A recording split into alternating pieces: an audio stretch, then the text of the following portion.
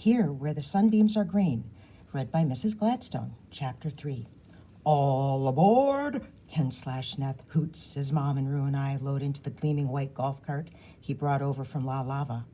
Mom is wearing a dress the color of an orange tulip and big round blue earrings. She looks beautiful.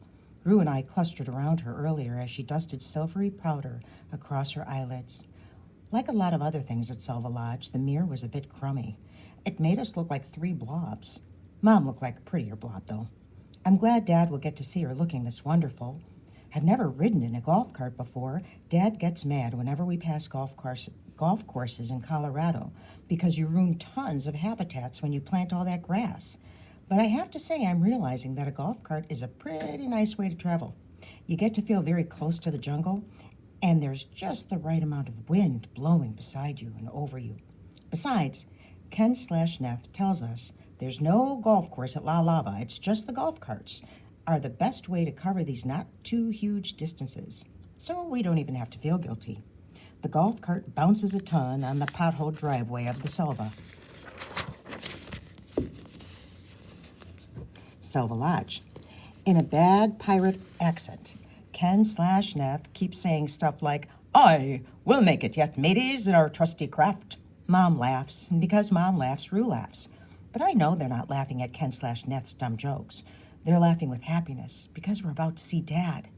There's a breeze all around us, plus the big, loud, wacky noise of the jungle. So up front, Mom and Ken/Neth can't hear me and Rue too well. And there's something I need to ask Rue about, something private, which for some reason suddenly seems really important. "Hey, Rue," I whisper. "Remember that guy in the Selva shop?" Rue rolls her eyes. "Yeah, I remember him. That happened like an hour ago. Geez, I couldn't forget him already. Maybe by tonight." "I mean, did you notice anything in particular about him?" "Well," Rue says, "his binoculars." "His binoculars?" "The ones around his neck," she says, and then adds, "Duh. He was wearing binoculars? How had I missed that? I'd been staring at him." Rue yawns. "Well, did you notice anything else?" I ask her. "I don't know. He was kind of spacey, I guess." "Did you notice his eyes?"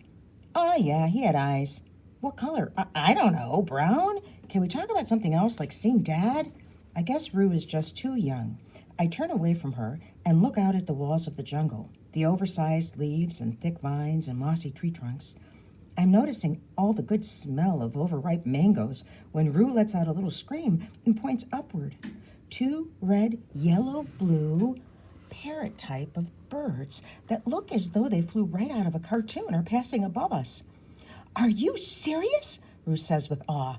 "Hey, check that out," Ken/Neth says. "Scarlet macaws." "Breathtaking," Mom whispers. "Unbelievable." It is really pretty unbelievable, like something that would only ever happen in a dream. Right then, Ken/Neth turns onto the main road, the one the van drove us down just a couple of hours ago. At the Selva Lodge, inside that concrete courtyard, I somehow managed to almost forget that we're in the jungle next to a volcano. But now I remember all about it. The volcano looks huge and flat against the sky. I'm imagining a bubbling pool of orange lava up there at the top, even though I know that's not what most volcanoes are really like. Then I see something. A thread of smoke rising from the volcano. It's white against the light blue sky, but still I can see it. "Mom!" I yell. "What?" she says happily. "The volcano, look!"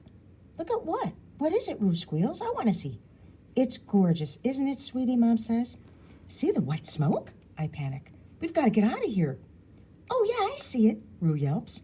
"I guess you're right," Mom says, slowly gazing upward. Ken/Neth turns back to look at us with that annoying grin, enjoying his golf cart full of damsels in distress. "Relax, fair ladies," which drives me crazy. Could he please stop being this way, please? Who does he think he is, King Arthur? "The volcano is active." "Active?" I practically scream. Hence the hot springs at La Lava. But it's totally safe, he promises. Safe? The best experts have assured us that there's little to no chance the volcano will blow in the next 150 years. Little to no chance, I repeat. The scientists just have to cover their you-know-whats. Pardon my French, girls. I get that feeling again. That feeling of the volcano being a monster. Think about it, Ken/Neth says. All sorts of movie stars and society, socialites, and other rich and famous people stay at the La Lava. Do you really think those kind of people would allow themselves to be put in danger? I harumph. Then Rue harumphs, imitating me. I'm sure it's fine, girls, Mom said, although she doesn't sound so sure. I try to stop staring at the smoking volcano. I guess Ken/Neth maybe does have a point about the movie stars, so I take 10 deep breaths while beside me Rue chants, Dad, Daddy, Daddy-o, Dad, Dad, Daddy, Daddy-o, under her breath. Ken/Neth turns left onto a smooth, get this, white road.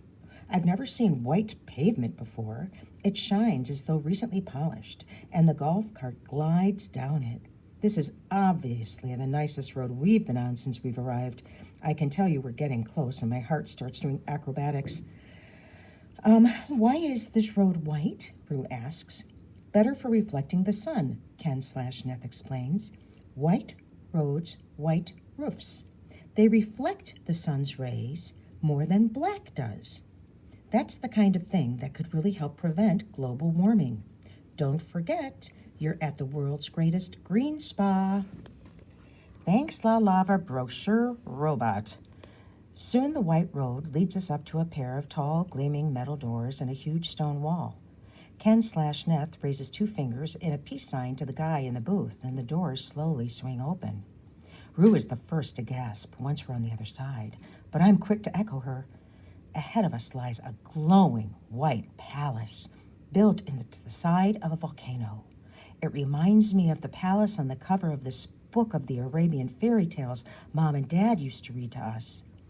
I'm thinking big ballrooms and courtyards with rose gardens and marble bedrooms and towers. But even more amazing than the palace itself are the pools. They seem to be everywhere. Down the hillside from the palace, there are 20 or more pools, all connected by waterfalls and streams. Some are made of white marble, like the palace. Others are made of dark volcanic rock. Here and there among the pools are wooden patios holding elegant wooden lounge chairs. I can't help but think of Mom's lawn chair at the Salva Lodge, which suddenly seems extremely crummy, and piles of dark green towels and large bamboo baskets. The white road continues past the front gate, alongside the pools and up toward the palace. The water glitters in the sunlight, and I'm surprised to see it's a different color in each pool. In some pools, it looks almost turquoise. In others, dark blue.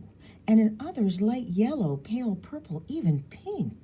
And there are people, a good number of them, and they all seem to be moving in slow motion, getting into and out of the water, strolling down the steps, lying on the lounge chairs, sipping from glass goblets. What's really strange is how quiet it is here. There's a hush over everything. Even the jungle doesn't make its usual ruckus. No noises rise over the quiet murmur of the waterfalls. All you can hear is the soft hiss of streaming water. And then I notice another strange thing. As we coast towards the palace, I realize that the jungle surrounding the pools isn't wild jungle. I mean, it looks like wild jungle, but there's something different about it. Different from the jungle around the Salva Lodge. It's perfect. Like there's no messiness between the trunks of the trees or vines climb upwards, even in patterns. Tiger lilies and other poisonous-looking flowers peek out at just the right angles. Nothing looks wilted or chaotic, or I guess what I mean is the chaos looks sort of controlled. Oh my goodness, Mom is whispering, and Rue keeps letting out these little oohs of amazement. Nice, right? Ken/Neth says, delighted to see us all so shocked. We pass a woman stepping out of a pool of bright pink water. She has long, black, curly hair. Wait a second. I have to do a double take because no one else on the planet has hair that beautiful. I grab Rue's hand, squeeze it tight, and hiding my other hand in my lap so I won't embarrass anyone, point at the woman. But Rue has already noticed because she's squeezing my hand too and pointing, but she's not being so careful to hide her pointing. Oh my gosh, Rue breathes. Oh my gosh, Vivi, our favorite actress, the one who plays Cleopatra in our favorite movie ever, The Secret Life of Cleopatra.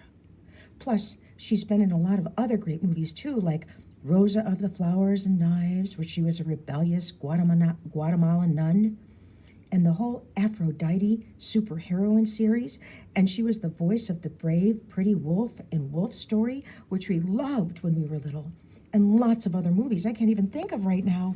Anyway, wow, double wow, triple wow. She's wrapping one of those thick green towels around herself. A young man in white pajamas approaches her with a green drink in a glass goblet. She takes it from him and then waves him away as she sips and drinks and pulls her sunglasses down over her eyes. I cry every single time I see the end of The Secret Life of Cleopatra. Even though I've probably seen it about 50 times, she is so courageous. It's the best, the very, very best. Mom is twisting around and looking back at me and Rue with huge thrilled eyes. She knows how much we love Vivi. She loves Vivi too, because Vivi gives tons of her money away to libraries and children and environmental causes, especially in Latin America, since she grew up in Colombia and Mexico. Don't stare, she whispers, even though she's staring as much as we are. Ken/Neth laughs at us as he steers the golf cart toward the front of the palace. But rather than stopping at the wide golden doors, yes, golden doors, he keeps right on going and turns onto a pair of dirt tracks. He pulls the golf cart up alongside a row of 30 or so others. Resort rules, he explains. Gotta hide the golf carts. The rich don't like to see the mechanics. What mechanics? Where? Rue says merrily, hopping out. He doesn't mean mechanics like the guys who work on cars. I explain very much like the older sister. Mechanics as in all the things that make a place like this nice. But Rue's not paying attention to me anymore. Instead, she's leading us back toward the golden doors of the palace. The air is neither hot nor cold, and it smells like honey, and I kind of want to stay here forever. Rue grabs my right hand and Mom's left hand. Her hand is small and sweaty in mine. She skips and pulls us along. She pulls us along with her, and in her skip, I can read her only thought. Dad! Skip, Dad! Skip, Dad! I'm going to stop there because we're going to go back to class, and I'll continue in the next video. Thanks.